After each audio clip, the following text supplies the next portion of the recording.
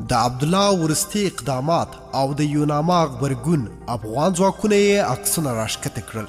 بشپړ حال را سره په ویډیو کې وګورئ چې هر څه خبر شي. ګرانو مینوالو السلام علیکم، ستړي مه شئ، وخت مو بخیر. په افغانستان کې د ملګرو ملتونو استازي دفتر یا یوناما د عبدالله په مشرۍ د ثبات او همکارۍ ټیم په اقداماتو غبرګون ښودلی. یوناما یوه خپره کړې خبرپاڼې کې ویلي چې د تاوتریخوالي د کمښت اونۍ ده او هر چا لخوا زور یا هم ناقانونه لارې چارې کارول سولې ته زیان اړولی شي.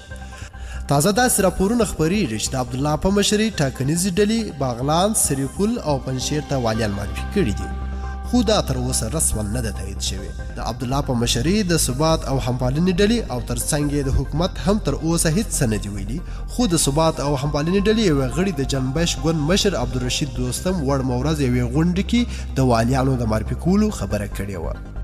په ټولنیزو رسنیو کې یو شمېر انځورونه خپریږي او ویل کېږي چې په بغلان ولایت کې د ښاغلي عبدالله انځورونه د امنیتي ځواکونو لخوا لرې شوي او په نوم معرفي شوی والی په تیښته بریالی شوی دی. ویل کېږي دا هغه انځورونه دي چې د ښاغلي عبدالله پلویانو نن لګولي ول او افغان ځواکونه څیرې کړل.